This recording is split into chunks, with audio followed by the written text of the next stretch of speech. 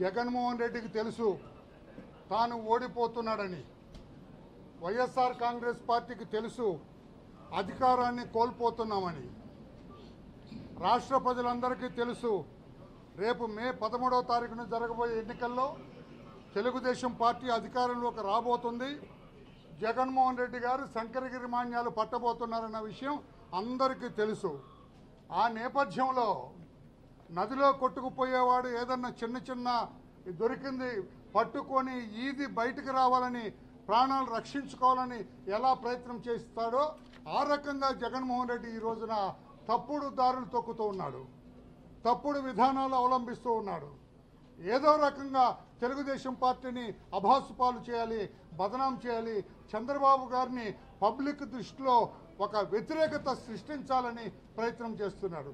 మీరు పాత్రికేయ సోదరులు ఈ వీడియో చూస్తున్న రాష్ట్ర ప్రజలందరికీ విజ్ఞప్తి చేస్తున్నా, నిన్న చీఫ్ ఎలక్షన్ కమిషనర్ ఢిల్లీ నుంచి ఒక ఉత్తర్వులు ఇచ్చారు రాష్ట్ర సిఎస్కి.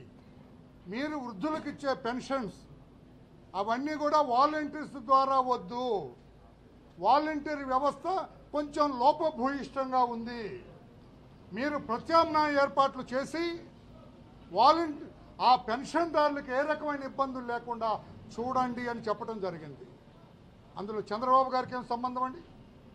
చంద్రబాబు గారి కింద పనిచేస్తున్నారా చీఫ్ ఎలక్షన్ కమిషనర్ ఢిల్లీ? ఆ బుద్ధి లేని, ఆ అవగాహన లేని ఆ వైఎస్ఆర్ కాంగ్రెస్ పార్టీ వాళ్ళ అఫీషియల్ పోర్టల్లో పెడుతున్నారు.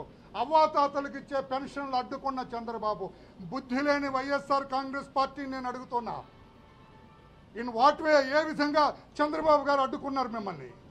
ఇది ఎలక్షన్ కమిషన్ నిర్ణయం తీసుకుంటే చంద్రబాబు గారికి ఎలా ఆపదిస్తారు బుద్ధి లేని వైసీపీ నాయకులారా అని చెప్పి నేను అడుగుతున్నా. ముఖ్యమంత్రి ఇప్పుడు కూడా మాట్లాడుతున్నాడు, పెన్షన్ రాకపోతే చంద్రబాబు గారే బాధ్యుడని. చంద్రబాబు గారు ఎలా బాధ్యుడు అవుతాడండి? మీ ప్రభుత్వం బాధ్యత వహించాలా? చీఫ్ ఎలక్షన్ కమిషన్ ఒకసారి ఉత్తర్వులు ఇచ్చిన తర్వాత మీరే బాధ్యత వహించాలా? మేము తెలుగుదేశం పార్టీ తరఫున డిమాండ్ చేస్తున్నాం, ఒక్క పెన్షన్దారు కూడా నీ భాషలో చెప్పాలంటే, నీకు అర్థమయ్యే భాషలో చెప్పాలంటే జగన్మోహన్ రెడ్డి గారు ఒక్క అవ్వాతాతకు కూడా ఇబ్బంది జరగటానికి లేదు. ఒక్క అవ్వాతాత కూడా పెన్షన్ నాకు రాలేదు, నాకు అందలేదని అంటానికి లేదు. పెన్షన్ అందేటట్లుగా చూడవలసిన బాధ్యత ప్రభుత్వానిదే. ఏదైతే ఎలక్షన్ కమిషన్ ఉత్తర్వులు ఇచ్చిందో వాటిని తూచా తప్పకుండా పాటించవలసిన బాధ్యత ప్రభుత్వాన్ని అని చెప్పి మరొక్కసారి తెలియజేస్తున్నా. 1వ తారీఖు నుంచి 5వ తారీఖు వరకు పెన్షన్లు ఇస్తారు.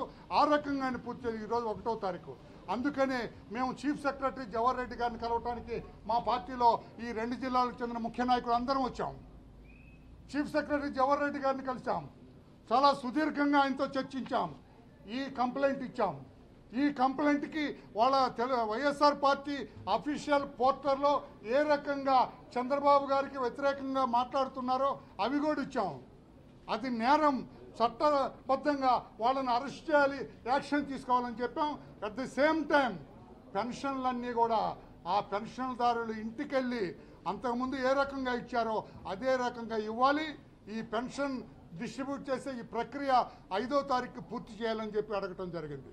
మేము ఇంకోటి కూడా అడిగాం, అసలు మీ ఖజానాలో డబ్బు ఉందా? పెన్షనర్స్కి ఇవ్వడానికి డబ్బు ఉందా? ఉన్న డబ్బు అంతా మీ కాంట్రాక్టర్లకి, మీ కమిషన్లకు ఆశపడి వాళ్ళకి ఇచ్చారా? ఈ వృద్ధులకు ఇచ్చే పెన్షన్ డబ్బు మీ దగ్గర ఉందా లేదని చీఫ్ సెక్రటరీ గారు అడిగితే ఆయన ఒక్కసారి పైకి చూసి ఉందిలేండి అన్నారు.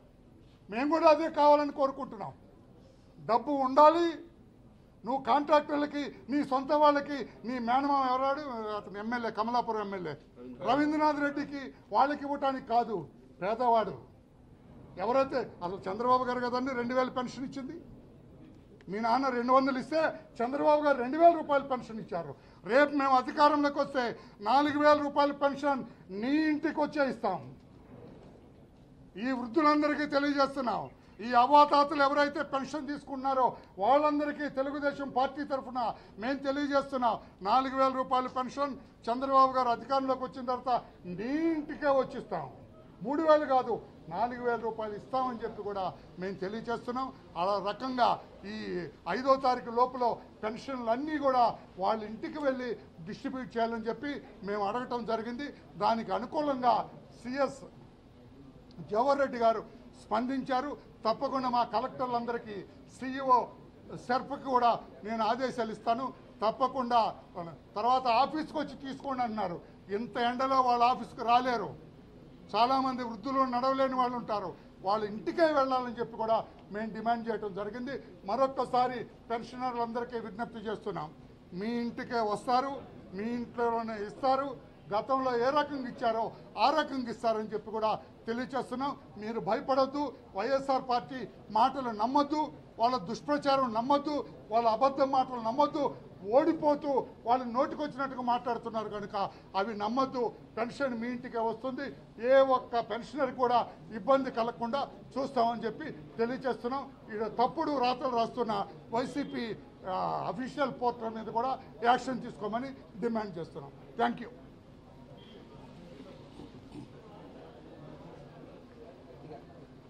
గత ఎన్నికల్లో బాబాయిని చంపి ఆ హత్యని చంద్రబాబు నాయుడు గారి మీద ఆపాదించి మాట్లాడి ఎన్నికల్లో లబ్ధి పొందిన జగన్మోహన్ రెడ్డి ఈ ఎన్నికల్లో వృద్ధులు, వితంతువులు, వికలాంగులు తదితర సామాజిక పెన్షన్లు తీసుకునేటటువంటి పేదవాళ్ల మీద రాజకీయ కుట్ర కోణంతో ఆలోచన చేసి పెన్షన్లు ఆపి లబ్ధి పొందాలని చూస్తా ఉన్నాడు. వారికి పెన్షన్లు ఆపిన విధానం చంద్రబాబు నాయుడు గారికి, తెలుగుదేశం పార్టీకి ఆపాదించే ప్రయత్నం స్వయంగా ముఖ్యమంత్రి చేస్తా ఉన్నాడు. ఎన్నికల సభల్లో ఈ రోజు కూడా మాట్లాడుతూ ఉన్నాడు, పెన్షన్లు ఈ రోజు రాకపోవడానికి కారణం చంద్రబాబు నాయుడు గారని. బుద్ధుందా అని నేను అడుగుతా ఉన్నా. ఈరోజు బ్యాంకు హాలిడే, నీ సాక్షిలో 2 రోజుల క్రితమే రాశావు 3వ తారీఖు నుంచి పెన్షన్లు ఇస్తామని చెప్పి. అసలు నీకే అధికారం ఉంది? ఎన్నికల కమిషన్ లేకపోతే ప్రభుత్వం తరఫున చీఫ్ సెక్రటరీ స్టేట్మెంట్లు ఇవ్వాలి. నువ్వు రాసేసావు ఆల్రెడీ. కానీ ఈ రోజున ఉన్నటువంటి వ్యవస్థ ఎన్నికల కమిషన్ నిన్న వాలంటీర్స్ ద్వారా వద్దు, ప్రత్యామ్నాయ ఏర్పాట్లు చేయమని చెప్పి సిఎస్కి ఆదేశాలు ఇచ్చింది. ప్రత్యామ్నాయ ఏర్పాట్లు ఏ విధంగా చేయాలో కూడా సిఎస్ గారితో మేము మాట్లాడాం. ఇలా సచివాలయ వ్యవస్థ ఉంది, 15,000 సచివాలయాలు ఈ రాష్ట్రంలో ఉన్నాయి. 1,60,000 మంది ఎంప్లాయీస్ ఉన్నారు. పెన్షనర్స్ 60 లక్షల మంది ఉన్నారు. ఒక్కో వ్యక్తి ఒక్కో సచివాలయంలో పనిచేసే ఎంప్లాయీస్ వివిధ కేటగిరీల కింద 11 మంది పనిచేస్తూ ఉన్నారు. ఒక్కొక్కరికి మొత్తం కూడా బదిలీ చేస్తే పెన్షన్లు మొత్తం ఒక్కో ఎంప్లాయీకి 40 పెన్షన్లు వస్తాయి. 40 పెన్షన్లు అంటే 2-3 గంటల్లో పంపిణీ చేయొచ్చు. అటువంటిది వారం పట్టింది, 10 రోజులు పట్టింది అని చెప్పి ఈ ప్రభుత్వం తాత్సారం చేసి ఏదో ఒక విధంగా అధికారుల మీద ఒత్తిడి చేసి పెన్షన్ సకాలంలో అందకుండా సామాజిక పెన్షన్దారులు ఇబ్బంది పెట్టాలని ప్రయత్నం చేస్తూ ఉంది. దానిలో మీరు ఉచ్చులో పడొద్దు, దయచేసి మీరు నిష్పక్షపాతంగా వ్యవహరించాలని చెప్పి మేము సిఎస్ గారి దృష్టికి తీసుకెళ్లాం. ఆయన స్పందించాడు. ఖచ్చితంగా ఎల్లుండి నుంచి పెన్షన్లు కార్యక్రమం మొదలు పెడతామని చెప్పాడు. ఎంతవరకు చేస్తారో చూడాలి. ఇటువంటి జిమ్మిక్కులు, ఇవాళ ఎన్నికల విధానాలు, ఎన్నికల ఏదైతే కోడ్ అమల్లో ఉందో ఈ రోజుల్లో, మరి ఈ విధంగా ఈ ప్రభుత్వం జగన్మోహన్ రెడ్డి నాయకత్వం వైసీపీ వాళ్ళు చేస్తున్నటువంటి డ్రామాలన్నీ కూడా ఇలా కట్టిపెట్టాల్సిన అవసరం ఉంది. దానికి ప్రభుత్వ యంత్రాంగం అంతా కూడా ఇవాళ వాళ్ళని నిష్పక్షపాతంగా వ్యవహరించమని మేము అడిగాం. ఇవాళ సిఎస్ గారు చెప్పిన దాన్ని బట్టి వ్యవహరిస్తారని అనుకుంటా ఉన్నాం. చేయకపోతే మాత్రం ఇది ఖచ్చితంగా తెలుగుదేశం పార్టీ, జనసేన, బీజేపీ కూటమి ప్రజల్లో తీసుకెళ్తాం. పెన్షన్దారులను చైతన్యవంతం చేస్తాం. ఇలా గతంలో ఏ విధంగా చంద్రబాబు నాయుడు గారు 2,000 పెన్షన్ ఇచ్చాడో 3,000 ఇస్తానని చెప్పి ఏ విధంగా జగన్మోహన్ రెడ్డి మోసం చేశాడో, ఇప్పుడు మళ్ళా పెన్షన్దారులు ఏ విధంగా రాజకీయానికి వాడుకుంటున్నాడో ఇవన్నీ కూడా ప్రజల్లో తీసుకెళ్తానని మేము సిద్ధంగా ఉన్నామని చెప్పి తెలియజేస్తా ఉన్నాం. ఖచ్చితంగా సాయంత్రం ఫైనల్గా ఇవన్నీ మాట్లాడుతూ ఉన్నాం. ఓ డెసిషన్ తీసుకొని మళ్ళీ చెప్తానన్నాడు. మేమైతే వివరంగా చెప్పాం, ఈ విధంగా చేస్తే మీరు 40 మంది నుంచి 50 మంది లోపే ఒక్కో ఎంప్లాయీకి వస్తుంది. మీరు చిత్తశుద్ధితో వ్యవహరిస్తే 1 రోజులో పంపిణీ చేయొచ్చు అని చెప్పాం. ఆ విధంగా చర్యలు తీసుకొని సాయంత్రం మళ్ళీ ఒక మీటింగ్ అయింది. ఉదయం ఎలక్షన్ కమిషన్తో వీళ్ళతో నాకు ఒక మీటింగ్ అయింది. కలెక్టర్స్తో కూడా మాట్లాడి దీని మీద ఒక ప్రణాళిక సిద్ధం చేస్తామని చెప్పాడు.